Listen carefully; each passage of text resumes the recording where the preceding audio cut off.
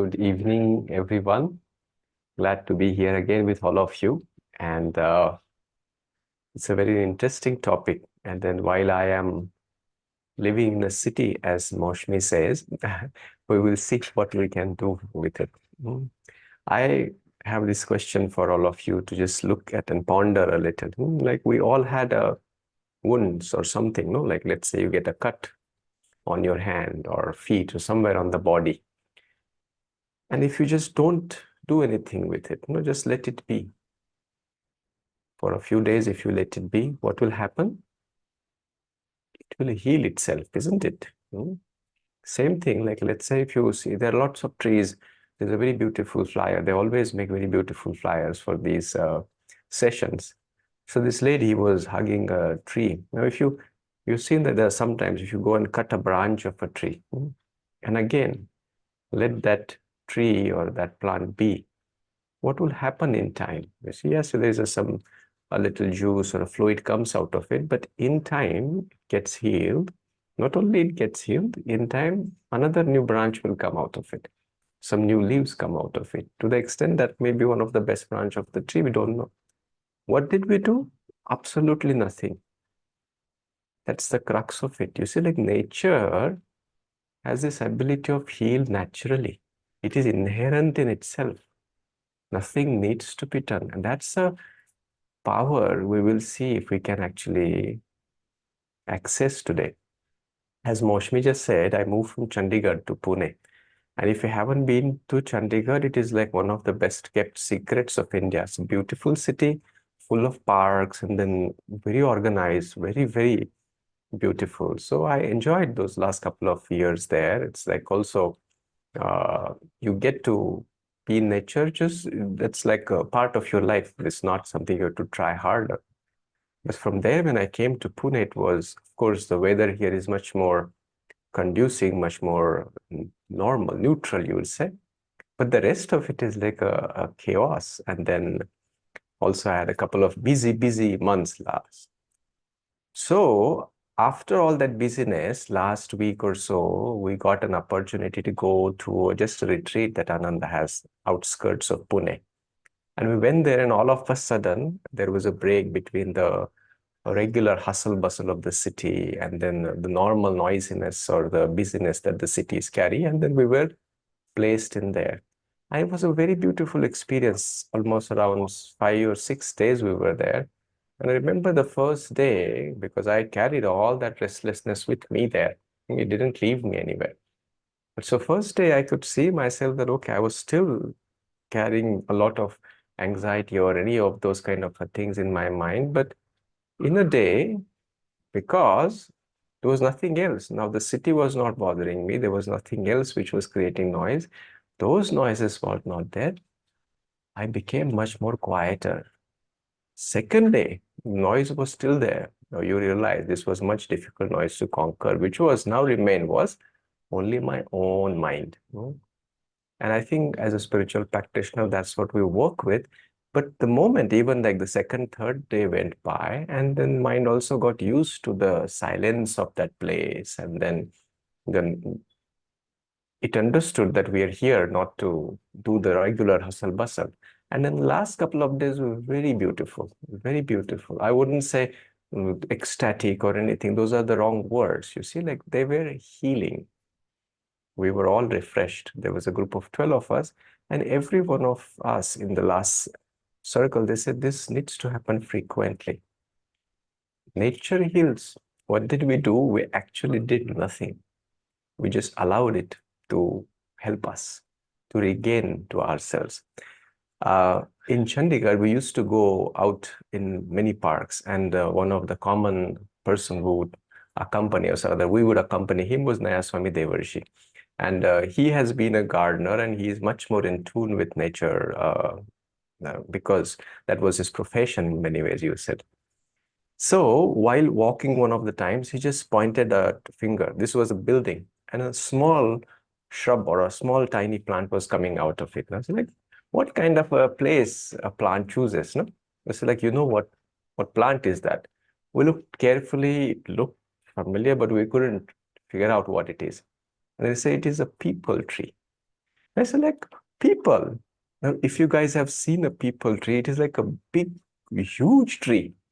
And this, it was coming out from like a wall of probably somebody was living in that house. So we all started scratching. I was like, how? I mean, if this becomes a tree, either the house is going to survive or the tree is going to survive. But you see, this is a beauty of nature. If you just ask the people tree and then trying to convince, this is a real problem, you see, dear people tree, because there are people living here. You cannot just become the way you are normally. You can consider being like a small shrub, may even consider giving a little flower. That way the owner of this house will not throw you away or not remove you from this place. Can you imagine yourself having a conversation with that people tree? Hmm? And what would she say? Is like, I am a people tree. I can be nothing else but a people tree, isn't it? You will see the rhetoric nature of this conversation also. We can't expect nature to change because we want, like, this is too inconvenient. And that's the beauty of nature. You see, like, nature is just what it is. Everything which is there, some of you may have small gardens or some small trees or shrubs in your household. So we bring different kinds of things. Well, recently, Dhyanaji was setting up our house. She had some variety of things that she liked. We have flowers. We choose things which are thorny. We don't judge them because there is a thorn on a tree. We don't judge like, oh, you are the best tree because you have a beautiful flower. We also get something which has only leaves, big, small, all kind. We like the variety of it also. Somehow, that non-discrimination, though, we forget sometime to apply in the normal real which we live in, which is the human. The same non-judgment. One saintly person, you might have heard of him, like Ramdas. He's a disciple. He was a disciple of Nimkaroli Baba. So he said to embrace the acceptance that nature teaches us, I try to convert people into trees. Like the moment I look at Maushmi, there is a particular image that my mind portrays. Then I look at Sachi, another image the mind portrays. And though both of them are good friends, so those images will not be terrible. But if there is someone whom I'm not gelling well very much, and all of a sudden that image now, I start getting this judgmental behavior about someone. This is our discriminative, divisive mind. And then the more we live in this divisive nature of our mind, we are signing up for what? Suffering. Where does our suffering comes from? If you see it, most of this is a very generic statement, but it is a good to contemplate. Why do we suffer? Take any situation. What is there to suffer about? Don't go too much into the details of it, but you will realize the nature of it is that whatever our reality is, it's not matching our projections or our expectation. And anytime when what we are living is not matching our projection or expectations, we suffer. Then what do we try to do? We try to mold, like asking the people tree, please, can you adjust a little? Because this is inconvenient for us. But the moment you realize the fallacy of it, we are able to let go of many things. Have you ever gone to jungle? I'm sure you probably have. If you go, then, and if you allow this kind of a discriminatory mind to be in that place there, we would drive ourselves crazy. When I was in USA for a few years, and first time I went into some of their like a national forest, I felt they were like manicured, like some human has gone and like they brushed up every tree so that they look perfect. I said, this is not fun. They're not manicured necessarily, but just the nature of some of those trees are like that. But I missed the wilderness. You see, like I liked the unpredictability of the jungle. I somehow missed that there. So when we go into the jungle, you'll see like there are whole bunch of trees there, one going into the other. There's no sense of pattern or anything like that. There's absolutely no discipline, if I have to say it, like organization. Like one creeper is going on to the another branch and whatnot. No? Like if you're walking, there's no clear path or there's no so-called cleanliness. And yet you will see everything which is actually grown up in there is thriving. It is happy. It is alive. One time I remember I went to this hike or Valley of Flowers, one of my favorite hike so far, the best hike I've done, one of the best hikes I have done. So those days I was very young, enthusiastic, too much power, too much, how do you say, enthusiasm to go and explore things. So I saw a waterfall. So I thought I want to go and explore what that thing is. It wasn't on the trail. So I just ran. I reached there. And all of a sudden, the moment I stopped, I realized that people generally don't, there is no trail there. So people don't go there. And I sat, there was only me. The rest of the hikers were way back somewhere. And I sat, I could see some birds were there, and then a waterfall was, of course, there, and then stones. And all of a sudden, there was this feeling that I am intruding. It's like, this is our area. People, humans don't come here generally. But I like that feeling. I said, okay, I'll sit here for some time. So we had sort of an understanding. And I went back. When we go into the nature, this is what an experience could be, you see. If we take our discriminatory mind, we will drive ourselves crazy. But the moment we understand that this is way beyond my comprehension, that portion of our mind sort of just takes a back seat. And the moment that takes a back seat, a big possibility opens up. With that taking a back seat, what we just dropped is all our projections, all our expectation, how things ought to be.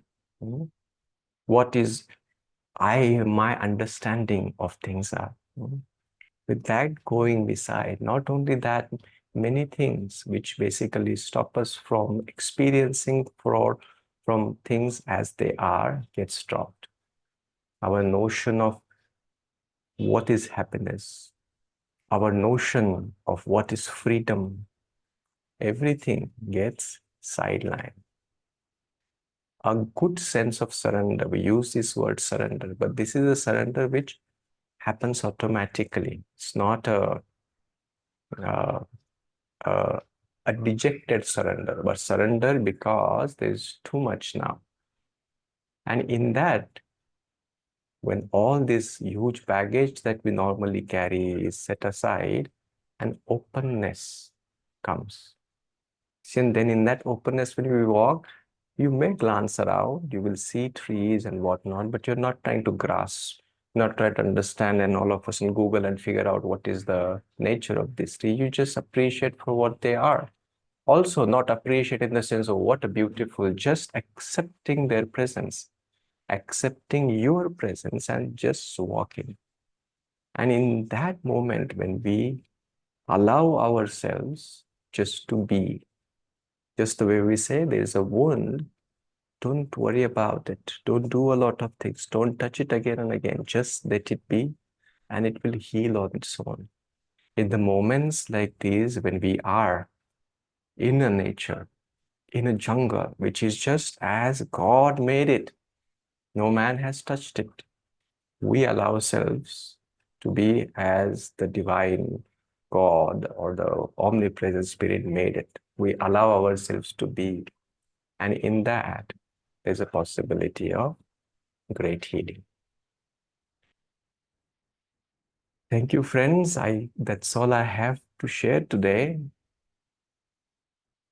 We do conduct sharing nature retreats. If that is something you would inspire, I would highly encourage you to go on one of those. We have to make a possibility of somehow going into the nature or bringing nature, connecting to the properties of a nature habit. a part of our life. So, with that, let's just close our eyes for a moment. And again, as we try to connect to that same presence within us, which is in everyone who we will be praying today, which is the same presence, which is what we call as Divine Mother, all pervading in the nature. We are part of all that is. And just in that, we will pray, we'll offer this prayer, that presence be felt to all beings. Divine Mother, thou art omnipresent, thou art in all thy children, manifest thy healing presence in all bodies, all minds, and in all souls.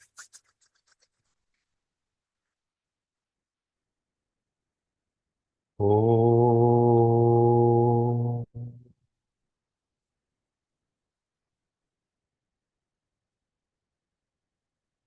Om.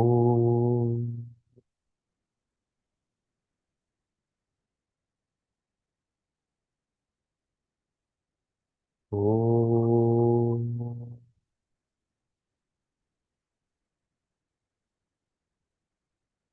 Om Shanti Shanti Shanti.